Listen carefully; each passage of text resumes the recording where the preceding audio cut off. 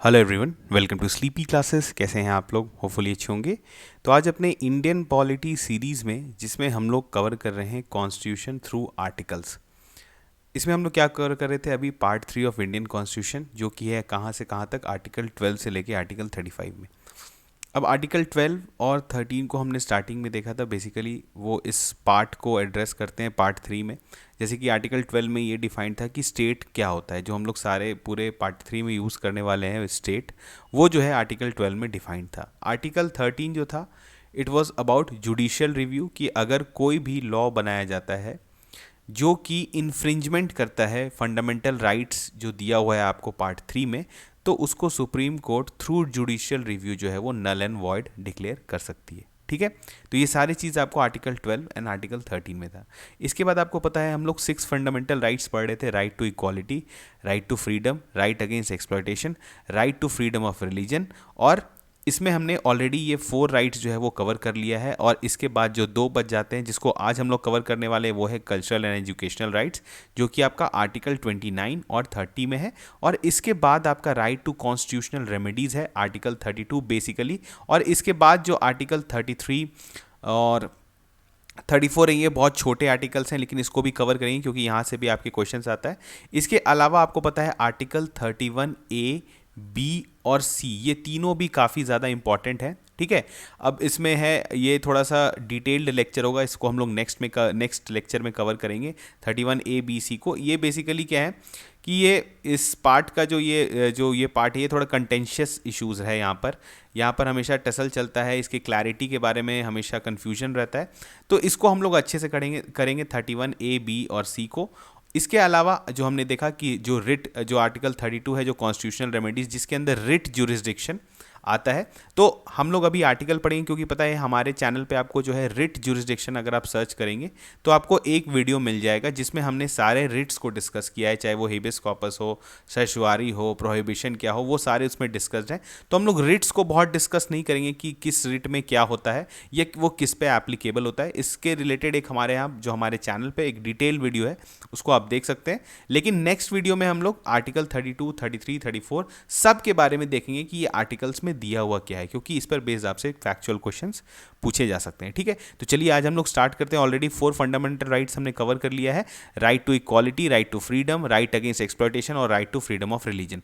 और इस लेक्चर का एक एम भी क्या है कि इसी लेक्चर के थ्रू आपको सारे फंडामेंटल राइट्स रिवाइज भी कर लिए जाएं। तो चलिए हम लोग जल्दी से एक बार क्विक रिवीजन कर लेते हैं।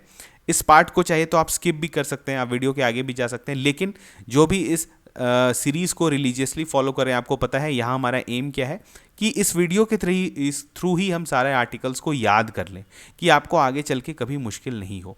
अगर आपको याद है तो आप इस पार्ट को स्किप कर सकते हैं, और जो है हमने जो कल्चरल एंड एजुकेशनल राइट्स के बारे में जो पढ़ना है वो आप देख सकते हैं। ठीक है, तो चलिए करते हैं स्टार्ट रिवाइज करना। तो यहाँ पर देखिए क्या है, राइट टू इक्वालिटी की बात करें तो आर्टिकल 14 से लेकर आर्टिकल 18 में जो है वो राइट टू इक्वालिटी के बारे में डिस्कशन हुआ है। अब 14 में हमने देखा था क्या, आपको जो है इक्वालिटी बिफोर लॉ और इक्वल प्रोटेक्शन ऑफ लॉ के बारे में बात हुआ है। दोनों कंसेप्ट को हमने बहुत अच्छे से देखा था कि इक्वालिटी बिफोर ऑफ लॉ जो था, जिसमें बोला गया था कि लॉ के सामने जो है वो सब एक जैसे होते हैं, और इक्वल प्रोटेक्शन ऑफ लॉ का मतलब क्या था कि अगर आपको सिमिलर लॉज लगाने हैं तो आपको सिमिलर काइंड ऑफ पर्सन्स पे या एंटिटीज पे लगाने पड़ेंगे। ठीक है, डिससिमिलर लोगों पर आप सिमिलर लॉ नहीं लगा सकते हैं। मतलब आपको इक्वल्स पे को ही आप इक्वल ट्रीट कर सकते हैं, अनइक्वल्स को इक्वल के जैसा ट्रीट नहीं कर सकते हैं।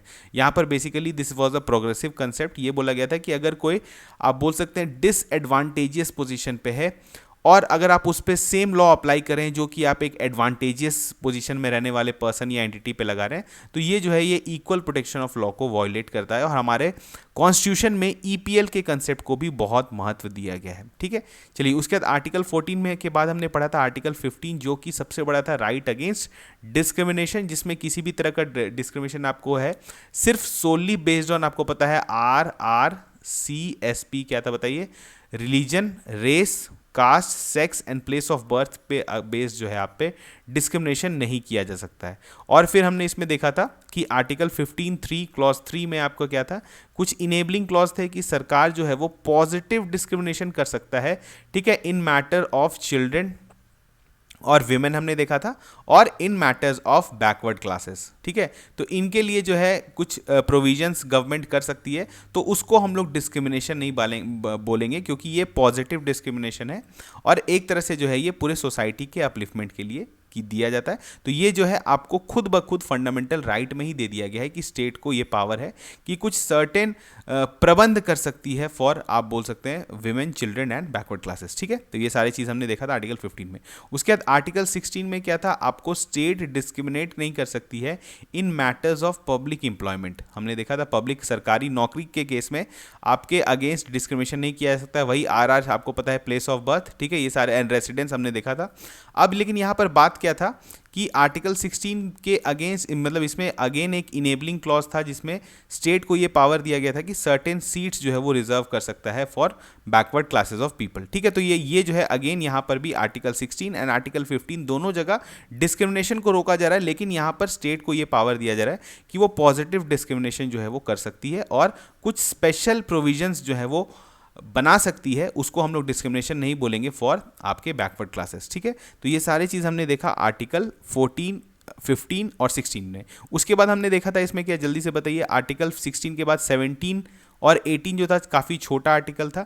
17 में क्या था, अनटचेबिलिटी, और 18 में क्या था, एबॉलिशन ऑफ टाइटल्स। की भी किसी भी तरह का हमारे इंडिपेंडेंट इंडिया में किसी भी तरह का टाइटल्स जो हमें जैसे प्री ब्रिटिश एरा में मिलता था उस तरह के टाइटल्स को एबॉलिश किया गया। और 17 में क्या था, अनटचेबिलिटी को किसी भी तरह से हमारे कंट्री में प्रैक्टिस नहीं करना है। इस पर बेस्ड हमने देखा था कि अनटचेबिलिटी कैसे डिफाइंड नहीं है हमारे कॉन्स्टिट्यूशन में, लेकिन फिर भी जो है थ्रू एक्ट और थ्रू वेरियस जजमेंट जो है ये क्लियर हुआ है कि अनटचेबिलिटी जो है वो किसी भी तरह से, चाहे डायरेक्ट और इनडायरेक्ट वे से, हमारे यहाँ प्रैक्टिस नहीं हो सकता है। तो ये हमने पढ़ लिया राइट टू इक्वालिटी में। तो आपने देखा राइट टू इक्वालिटी में क्या क्या आ गया, 14, 15, 16, 17 एंड 18 ये हमने पढ़ लिया। उसके बाद राइट टू फ्रीडम में हमने क्या देखा था, जल्दी से बताइए। सबसे पहले था आपका आर्टिकल 19 जो कि है freedom of speech and expression. ठीक है, राइट टू, तो इसमें सबसे पहला आ जाता है आपका आर्टिकल 19। आर्टिकल 19 में भी हमने क्लॉज 1, सब क्लॉज में हमने ए, बी, सी, डी, ई, जी देखा था, याद है आपको? सब अगर आपको याद होगा तो article 19 clause 1 sub clause A, B, C, D, E, F जो है वो जो क्या था, आपका राइट टू प्रॉपर्टी था, जिसको हटा दिया गया था। आपको पता है अबॉलिश कॉन्स्टिट्यूशनल अमेंडमेंट से हटा दिया गया था। तो ए, बी, सी, डी, ई जो है इसमें आपको कुछ फंडामेंटल राइट्स मिलते थे। ए में आपको क्या था, जैसे अगर आपको याद होगा तो freedom of speech and expression. ठीक है, कि आप जो है आपको अपने, अगर जो भी आपके ख्यालात हैं उसको आप एक्सप्रेस कर सकते हैं थ्रू डिफरेंट मीडियम्स। ठीक है, चाहे वो न्यूज़पेपर हो, प्रेस हो, इवन राइट टू मीडिया या राइट टू प्रेस जो है आपको कहाँ से मिलता है, आर्टिकल 19(1) सब क्लॉज ए। ठीक है, उसके बाद बी में हमने क्या देखा था कि आप कहीं पर भी पीसफुली असेंबल कर सकते हैं, कहीं पर भी आप पीसफुली असेंबल कर सकते हैं और प्रोटेस्ट कर सकते हैं। तो ये है जो है आपको article 19 clause 1 sub clause B में मिला था। इसके बाद सी में क्या था कि आप किसी भी तरह के यूनियन, कंपनी, एसोसिएशन का फॉर्मेशन कर सकते हैं। तो ये सारे चीज़ जो है हमने देखा था। उसके बाद आपको पता है डी में क्या था आपका, कि आप इंडियन टेरिटरी में फ्रीली कहीं पर भी मूव कर सकते हैं पूरे, अगेन लेकिन यहाँ पर क्या था, रीजनेबल रेस्ट्रिक्शंस लगाए गए थे कि आपको जो है इंटरेस्ट ऑफ शेड्यूल्ड ट्राइब्स को ध्यान में रखते हुए आपका इस राइट को भी रेस्ट्रिक्ट किया जा सकता है। उसके बाद हमने ई में क्या देखा था, ई में हमने देखा था कि आप किसी भी जगह रिसाइड कर सकते हैं, किसी भी टेरिटरी के, इंडिया के टेरिटरी किसी जगह कहीं पे भी रिसाइड कर सकते हैं और कहीं पर सेटल भी कर सकते हैं। ठीक है, ये राइट जो है आपको आर्टिकल 19 क्लॉज 1 सब क्लॉज ई में मिलता है। और जी में हमने क्या देखा था कि प्रोफेशन के बारे में बात हुआ था कि आप किसी भी तरह के प्रोफेशन को प्रैक्टिस कर सकते हैं। तो जल्दी से हमारा पूरा आर्टिकल 19(1) जो है वो रिवाइज हो गया। आर्टिकल 19(1) तो हमने पढ़ लिया। उसके बाद आर्टिकल 19(2), आर्टिकल 19 क्लॉज मतलब 3, ये सब में क्या दिया हुआ था आपका 2, 3 में, ये सब में रीजनेबल रेस्ट्रिक्शन दिया हुआ था। जो आपके आर्टिकल 19(1) में जो आपको राइट्स दिए हुए हैं, इसके अगेन जो रीजनेबल रेस्ट्रिक्शंस हैं वो कहाँ मिला था, 19(2) और 19(3) में। और इसमें रीजनेबल रेस्ट्रिक्शंस में क्या क्या आपको पता है, सॉवरेनिटी, इंटीग्रिटी, ठीक है, security of state, public morality, इस तरह की बात होती है कि ये सारे जो है ये रेस्ट्रिक्शंस हैं जो कि जो आपको राइट मिल रहे हैं आर्टिकल 19(1) में, उस पर लगाए जा सकते हैं। ठीक है, चलिए अब हम लोग बढ़ते हैं जल्दी से आगे। आर्टिकल 19 के बाद आपको पता है आर्टिकल 20 में आए थे हम लोग। आर्टिकल 20 क्या था, जल्दी से बताइए, मैं नहीं बताऊंगा आप बताएंगे। ये था इन केस ऑफ कन्विक्शन। ठीक है, अगर आपको है, इसमें हमने देखा गया था कि कुछ सर्टेन राइट्स मिलता है अगेंस्ट कन्विक्शन। जैसे फर्स्ट आपका था कि S x post facto law, ठीक है, कोई लॉ जिस समय आपने कोई क्राइम किया है उस समय अगर कोई लॉ एग्जिस्ट नहीं करता है तो आपको जो है उसके अनुसार सज़ा नहीं होगी, ठीक है। लेकिन ऐसा नहीं है कि अगर आपने क्राइम बहुत पहले किया था और अभी हमने लॉ बनाया है तो आपको उस क्राइम को करने के लिए जो है उसको आपको एक्स पोस्ट फैक्टो जो है वो सज़ा दे दी जाए, ठीक है। तो इस तरह से इस चीज़ से आपको एक्स पोस्ट फैक्टो लॉ से बचाता है। लेकिन ये किस केस में होता है? क्रिमिनल केसेस में। उसके बाद हमने क्या देखा था? एक्स पोस्ट फैक्टो लॉ के बाद जो सेकेंड वाला ऑप्शन क्या था आपको, कि आपको डबल जेओपार्डाइज से भी बचाना है। आपको सिमिलर क्राइम के लिए 2 बार कन्विक्ट नहीं किया जा सकता है, ठीक है। तो इससे आपको डबल जेओपार्डाइज से बढ़ाया गया था। उसके बाद थर्ड वॉज क्या था? Self incrimination. अगर आपको ये याद नहीं है तो ये लेक्चर्स आप जाके वापस देख सकते हैं, ये बहुत इंपॉर्टेंट है। ये 3 इंपॉर्टेंट चीज़ था जो कि आपको आर्टिकल 20 में मिलता था। एक था एक्स पोस्ट फैक्टो लॉ, एक था डबल जेओपार्डाई एंड एक था सेल्फ इनक्रिमिनेशन। मतलब क्या हुआ कि आप अपने अगेंस्ट ही गवाह नहीं बनाए जा सकते थे, जिसमें हमने देखा था कि कैसे आपका सैंपल्स या फिर ये सब चीज़ जो है कलेक्शन नहीं किया जा सकता है, सर्टेन रेस्ट्रिक्शंस हैं उसमें। तो ये सब जो है आपको एक तरह से फंडामेंटल राइट है अगेंस्ट जो है आपका कन्विक्शंस, ठीक है। चलिए, ये हो गया आर्टिकल आपका 20। देन हम लोग आए थे आर्टिकल 21 में। 21 क्या था आपको? राइट टू लाइफ सबसे बड़ा आर्टिकल है हमारा, सबसे बड़ा फंडामेंटल राइट है, जिसमें हमने देखा right to life and personal liberty. ये सारे जो है इसमें ऑलमोस्ट सारे फंडामेंटल राइट्स जो है आ जाते हैं इसके अंदर, अगर आप बोलेंगे। और ये एवर इवॉल्विंग है ये आर्टिकल, अभी भी इसमें जितने भी राइट्स आते हैं वो राइट टू लाइफ में ऐड कर दिए जाते हैं। तो ये सारी चीज़ हमने देखा। इसके बाद चलिए आर्टिकल 21A क्या था आपका? हमने देखा आरटी राइट टू एजुकेशन के बारे में बात हुआ। उसमें हमने देखा कि कैसे आपका एलिमेंट्री एजुकेशन को जो है वो फंडामेंटल राइट बना दिया गया। 6 to 14 ईयर्स ऑफ एजुकेशन जो है, अगर इस एज ग्रुप में बच्चे आते हैं तो उनको फ्री एंड कंपलसरी एजुकेशन सरकार को देना पड़ेगा। इसके बारे में हमने बहुत डिटेल किया है, हम लोग डिटेल्स में नहीं जाएंगे, तो आप उसको जल्दी से रिवाइज कर सकते हैं। 22 में क्या था आपको पता है? डिटेंशन के अगेंस्ट आपको मिला था फंडामेंटल राइट। अगेंस्ट इसमें हमने देखा था कि एक होता है आपका प्यूनिटिव, एक होता है प्रिवेंटिव। प्यूनिटिव के केस में क्या होता है, प्रिवेंटिव के केस में क्या होगा, ये हमने सबने देखा था। चलिए, ये हो गया आर्टिकल 22। यानी आपका 19 से लेकर 22 तक जितने भी आपको फंडामेंटल राइट्स दिए हुए हैं वो सब किस एम्बिट, किस अम्ब्रेला फंडामेंटल राइट के अंदर आते हैं? फ्रीडम, राइट टू फ्रीडम के अंदर, ठीक है। चलिए, अब आता है 23 एंड 24। इसके बाद आप कंफ्यूज नहीं करेंगे। 23 में आपको पता है, 23 में जो है आपका bonded labour and immoral traffic के अगेंस्ट आपको फ्रीडम मिलता है। आपको ये प्रैक्टिस नहीं कराया जा सकता है। Trafficking of people and immoral और मतलब बॉन्डेड लेबर, फोर्स लेबर जिसकी बात हुई थी, बेगार्स की बात हमने की थी, ये आपको आर्टिकल 23 में मिलता है। आर्टिकल 24 में क्या था जल्दी से बताइए?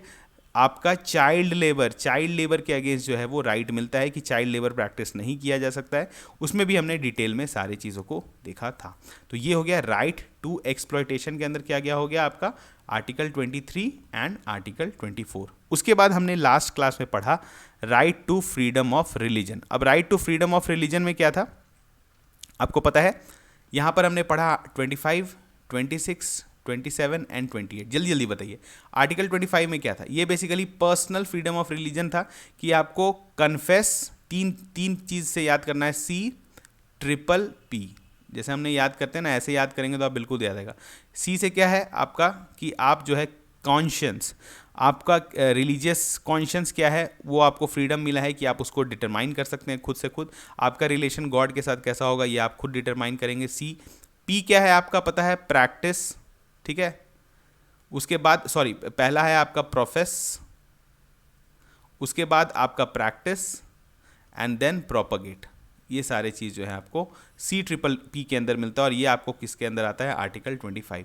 आर्टिकल 26 क्या है? This was a collective religious right. इसमें क्या है कि कोई भी रिलीजियस डिनोमिनेशन जो है वो आपका कोई प्रॉपर्टी मूवेबल या इमूवेबल प्रॉपर्टी को होल्ड कर सकता है और उसको एडमिनिस्टर करता है as a group, as a religious entity. उनको ये राइट मिलता है अंडर आर्टिकल 26, ठीक है।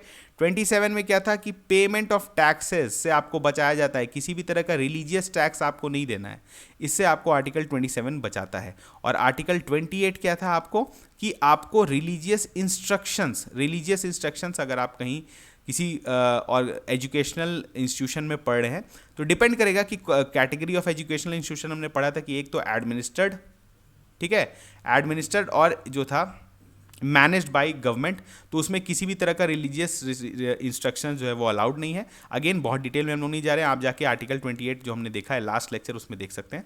तो आर्टिकल 28 में हमने देखा कि रिलीजियस इंस्ट्रक्शंस के अगेंस्ट भी आपको फंडामेंटल राइट मिलता है।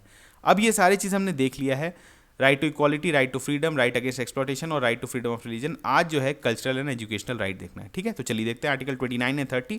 तो 29 हम लोग कॉन्स्टिट्यूशन क्या कर रहे हैं, सबसे पहले पढ़ ले रहे हैं कि कॉन्स्टिट्यूशन में दिया क्या हुआ है। तो यहाँ पर क्या है, आर्टिकल 29 को देखेंगे तो protection of interest of minorities.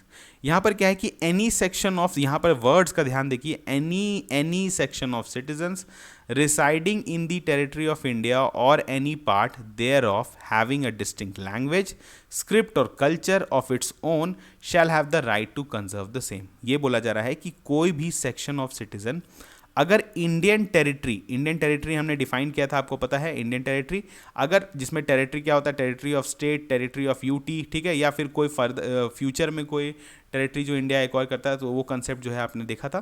तो यहाँ पर क्या है कि अगर ऐसा कोई भी इंडियन सिटीजन, ठीक है, वो किसी भी सेक्शन का हो सकता है सिटीजन, वो अगर इंडियन टेरिटरी में रिसाइड कर रहा है और वो एक प्रैक्टिस करता है एक डिस्टिंक्ट लैंग्वेज, स्क्रिप्ट या कल्चर, ठीक है, स्क्रिप्ट या कल्चर, और ये बेसिकली आप बोलेंगे तो दिस इज अ, ये जो राइट है दिस इज अ, आप बोल सकते हैं ग्रुप राइट, ठीक है। यहाँ पर एक ग्रुप ऑफ पीपल को ये राइट दिया जा रहा है, इंडिविजुअल राइट नहीं है कि अगर एक ग्रुप ऑफ पीपल हैं जो कि डिस्टिंक्ट लैंग्वेज फॉलो करते हैं या किसी स्क्रिप्ट को फॉलो करते हैं या किसी डिस्टिंक्टिव कल्चर को फॉलो करते हैं, तो उनको ये राइट कॉन्स्टिट्यूशन देता है कि उस चीज़ को, जो भी वो आपका चाहे लैंग्वेज हो, स्क्रिप्ट हो, कल्चर हो। आगे हम लोग देखेंगे कि कंसेप्ट ऑफ माइनॉरिटीज़ क्या होता है। अभी आप लोग माइनॉरिटी से कंफ्यूज नहीं करें, कि यहाँ पर जो वर्ड दिया हुआ है उस पर ध्यान दीजिए कि अगर आपका कोई डिस्टिंक्टिंग लैंग्वेज है, स्क्रिप्ट है और कल्चर है और इसको आप चाहते हैं कि ये प्रोटेक्ट हो, मतलब ये आगे सदियों सदियों तक चले, ऐसा नहीं है कि हमारे जनरेशन के बाद इसको कोई जाने ही नहीं कि ऐसा लैंग्वेज था, ऐसा स्क्रिप्ट था या ऐसा कल्चर था, तो इस चीज़ के लिए कॉन्स्टिट्यूशन भी आपको बोलता है कि आप ऐसा काम करिए कि उसको प्रोटेक्ट कर सकते हैं। आपको ये राइट हम देते हैं कि आप उस यूनिक लैंग्वेज, स्क्रिप्ट या कल्चर को जो है वो प्रोटेक्ट करिए, क्योंकि अगर आप नहीं करेंगे तो वो आगे चल के ख़त्म हो जाएगा। और आपको पता है हमारे कंट्री में बेसिकली हमारा कंट्री जो है वो क्या है, यूनिटी इन डाइवर्सिटी है। तो डाइवर्सिटी कभी ख़त्म नहीं होना चाहिए हमारे यहाँ। तो डाइवर्सिटी में ऑब्वियसली पता है आपको बहुत सारा ऐसा चीज़ है, बहुत सारे कल्चर्स हैं जो एज के, जो समय के साथ जो है वो ख़त्म होते चल जाते हैं। तो उस चीज़ को प्रोटेक्ट करने के लिए आपको जो है, अगर वो एक्सटिंक्ट होने वाला है इस केस में, तो उस केस में आपको जो है आपको राइट मिलता है कि आप उसको कंजर्व कर सकते हैं, ठीक है। तो बेसिकली ये ग्रुप राइट है, एक पर्सन जैसे मेरा एक आदमी का राइट नहीं है। जैसे कुछ लोग हैं जो सर्टेन डिस्टिंक्टिव लैंग्वेज प्रैक्टिस करते हैं, स्क्रिप्ट करते हैं या कल्चर करते हैं, तो वो अपने उस चीज़ को प्रोटेक्ट कर सकते हैं, ठीक है। चलिए बढ़ते हैं नेक्स्ट। आपका देखेंगे आर्टिकल 29 क्लॉज 2 में क्या दिया हुआ है, no citizen shall be denied admission. यहाँ पर देखिए, नो citizen shall be denied admission into any educational institutions maintained by the state or receiving out of the state funds on the grounds only of religion, race, castes, language or any of them। यहाँ पर अगर आप words देखेंगे तो आपको लगेगा कि यार ये तो मैंने कहीं पहले पढ़ा है, ऐसा कुछ पढ़ा है डिस्क्रिमिनेशन के बारे में। कहाँ पढ़ा था हमने, आर्टिकल 15 में। वहाँ पर क्या था कि स्टेट डिस्क्रिमिनेट नहीं कर सकता है एक पर्सन के against just based on religion, उसके रेस, कास्ट और याद है आपको sex and place of birth, RRCSB, ऐसे याद रखेंगे, कभी भूलेंगे नहीं, ठीक है। तो इस पे बेस्ड आप पे डिस्क्रिमिनेशन नहीं कर सकता, ये आपको आर्टिकल 15 में दिया हुआ था। लेकिन आर्टिकल 29 क्लॉज 2 में क्या दिया हुआ है कि किसी भी सिटीजन को एडमिशन का सिर्फ बात हो रहा है। वहाँ वो जो था वो आर्टिकल 15 जो है वो बहुत बड़ा राइट है, ठीक है, उसको आप कंफ्यूज नहीं करें आर्टिकल 29 क्लॉज 2 से कंफ्यूज नहीं करें, ये बहुत छोटा सा राइट है। बस ये राइट क्या है कि आप किसी भी, अगर आपको एजुकेशनल इंस्टीट्यूशन में अगर एडमिशन कोई इंडियन सिटीजन लेना चाहता है किसी भी एजुकेशनल इंस्टीट्यूशन में, और खासकर अगर हम लोग आगे देखेंगे कोई माइनॉरिटी एजुकेशनल इंस्टीट्यूशन है जो कि रिसीव करता है एड फ्रॉम स्टेट, वो रेस्ट्रिक्ट नहीं कर सकता है आपका एडमिशन, ठीक है। अगर आप किसी, फॉर एग्जांपल सोचिए एक रिलीजन, आप दूसरे रिलीजन के हैं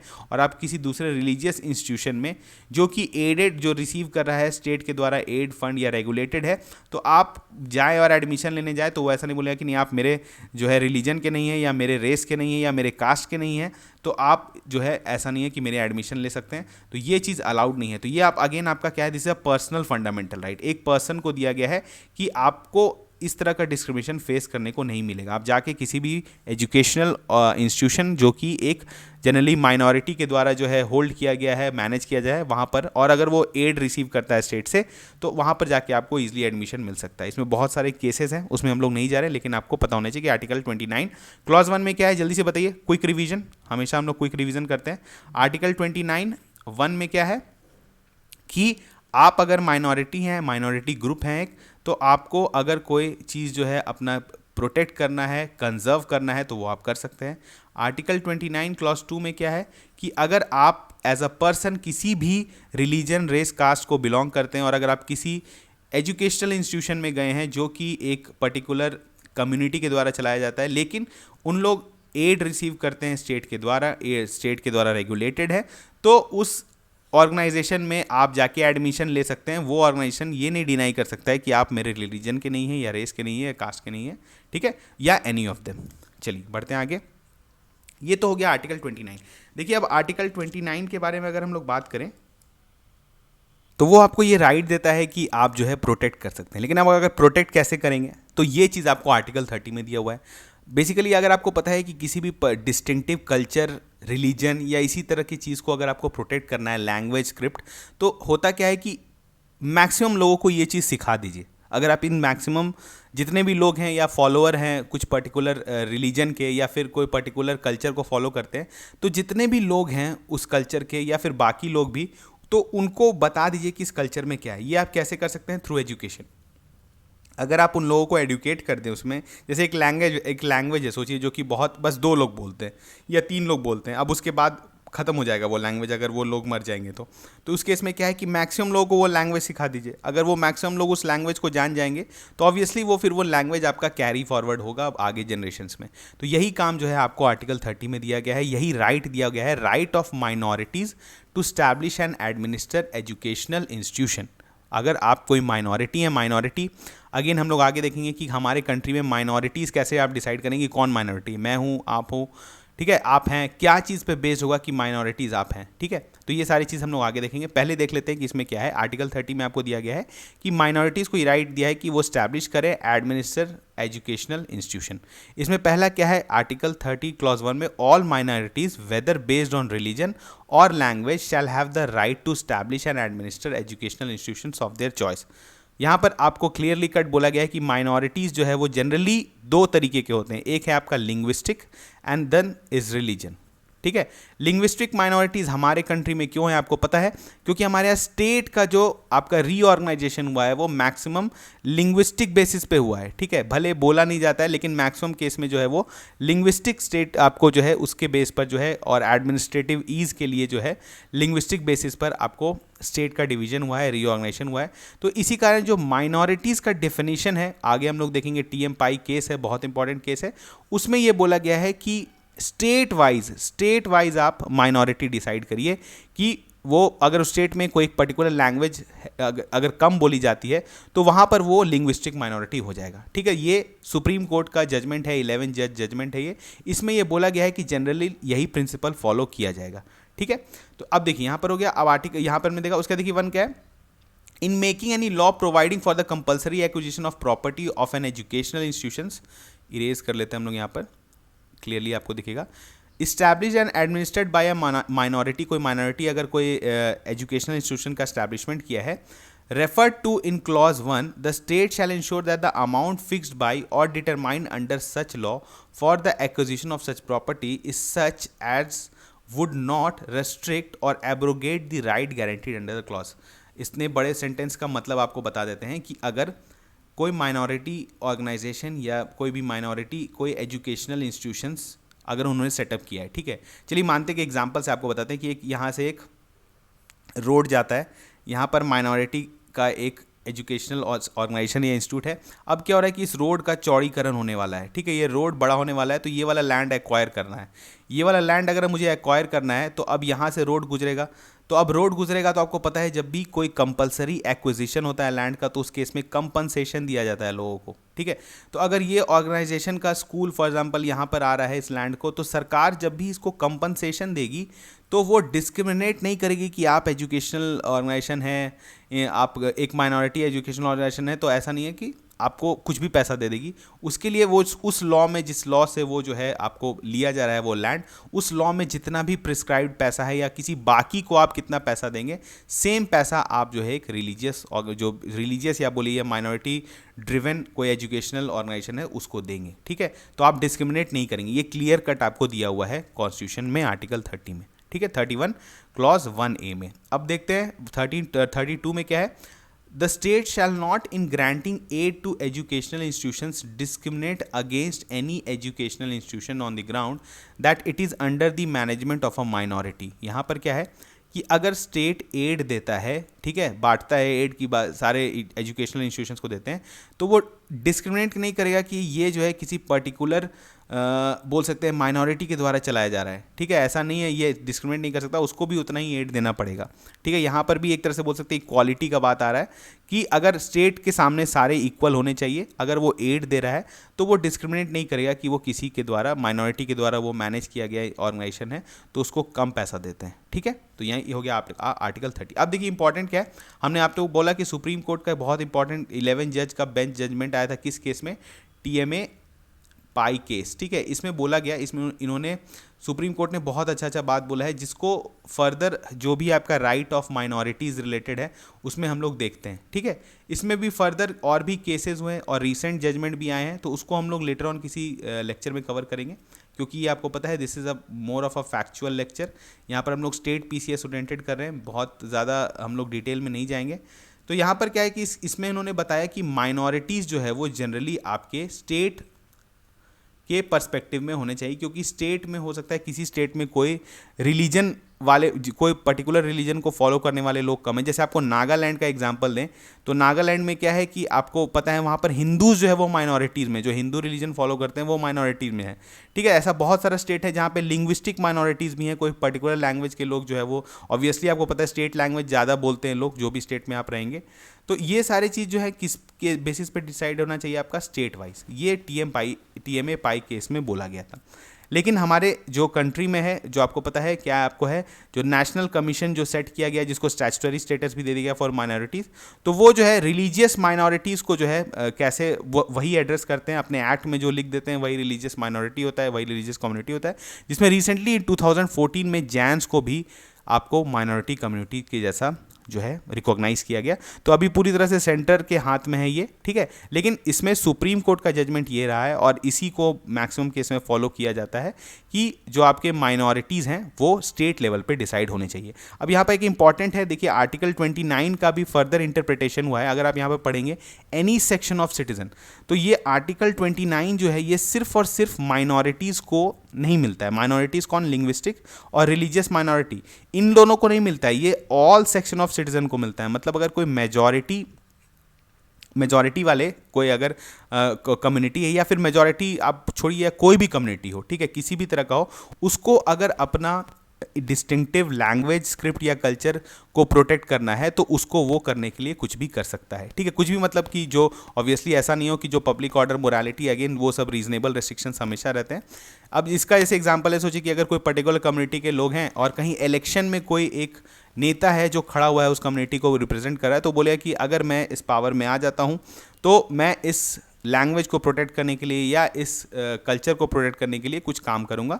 तो इसको जो है आप बोल सकते हैं, अगर आप बोल सकते हैं जो RPA के अंदर या फिर इलेक्शन कमीशन ऐसा नहीं कर सकता कि उस कैंडिडेट को डीबार कर दे गलत बोलने के लिए। तो ये जो है दिया गया है कि किसी भी सेक्शन ऑफ सिटीजन जो है अपने डिस्टिंक्टिव लैंग्वेज, कल्चर, स्क्रिप्ट को प्रोटेक्ट कर सकते हैं। तो ये आर्टिकल 29 और 30 में आपको बोला गया। तो हमने देखा कि ये जो है आपको क्या है, this is cultural and educational rights. ठीक है, और ये आपको किसके अंदर मिलता है, आर्टिकल 29 एंड 30 में। ठीक है, चलिए अब यहाँ पर इंपॉर्टेंट क्या है, देखिए कुछ फंडामेंटल राइट्स हैं, कुछ फंडामेंटल राइट्स हैं जो सिर्फ और सिर्फ इंडियन सिटीजन्स को मिलते हैं। अब कौन से हैं जल्दी से बताइए। यहाँ पर अगर आप देखेंगे, यहाँ से हम लोग देख लेते हैं। देखिए जो सिर्फ आर्टिकल्स, ऑब्वियसली ये ओवरऑल 6 फंडामेंटल राइट्स हैं, लेकिन कुछ आर्टिकल्स हैं जो सिर्फ और सिर्फ आपको इंडियन सिटीजन्स को मिलते हैं। कौन कौन से जल्दी से बताइए। Article 15, 16, 19, 29 and 30। इसके अलावा जितने भी बाकी जो राइट्स हैं या जो आर्टिकल्स हैं, और उस आर्टिकल में जो दिया हुआ राइट है वो बाकियों को भी है, फॉरेनर्स को भी अवेलेबल है, लेकिन इंडियन सिटीजन्स को कौन कौन से फंडामेंटल राइट एकदम स्पेसिफिकली सिर्फ इंडियन सिटीजन्स को मिलते हैं, वो है 15, 16, 19, 29 एंड 30। जल्दी से बताइए 15 में क्या है, राइट अगेंस्ट डिस्क्रिमिनेशन, ठीक है, ये स्पेसिफिकली इंडियन सिटीजन्स को मिला हुआ है। 16 में क्या है, in case of public employment discrimination नहीं हो सकता है, ये भी सिर्फ सिटीजन्स को मिला है। 19 क्या है, freedom of speech and expression, ये भी सिर्फ इंडियन सिटीजन्स को मिला है। 29 हमने देखा कि आप अपने डिस्टिंक्टिव कल्चर को प्रोटेक्ट कर सकते हैं, ये भी आपको इंडियन सिटीजन्स को मिलता है। एंड आर्टिकल 30 ये आपको किसको मिलता है, सिर्फ और सिर्फ इंडियन सिटीजन को, जिसमें हम लोग कोई एजुकेशनल इंस्टीट्यूशंस को स्टैब्लिश कर सकते हैं। ठीक है, तो ये सारी चीज़ हमने देख लिया, हमारा culture and educational right cover हो गया है। लास्ट अब जो है राइट टू कॉन्स्टिट्यूशनल रेमेडीज, इसमें हम लोग आर्टिकल 31, 32 को देखेंगे। इसके पहले हम लोग आर्टिकल 31 ABC हमने जो बोला है उसको भी अच्छे से डिस्कस करेंगे। 32, 33, 34 ये सारे को एक ही लेक्चर में कवर करेंगे, बहुत ज़्यादा डिटेल में नहीं जाना है। और इसमें क्योंकि आर्टिकल 32 में जो रिट्स हैं, रिट्स पे बेस्ड अगर आपको अभी ही देखना है तो आप देख सकते हैं हमारे चैनल पे एक रिट पे बेस्ड है, और उसका लिंक हम लोग शेयर कर देंगे, उसको आप देख सकते हो। उसमें हमने बहुत अच्छे से हेबियस कॉर्पस, सर्चुआरी, प्रोहिबिशन, सबको बहुत अच्छे से, क्वो वारंटो, जितने भी टाइप ऑफ के रिट्स होते हैं उसको बहुत अच्छे से डील किया है, तो उसको आप देख सकते हैं। ठीक है, चलिए मिलते हैं नेक्स्ट लेक्चर में, तब तक थैंक यू।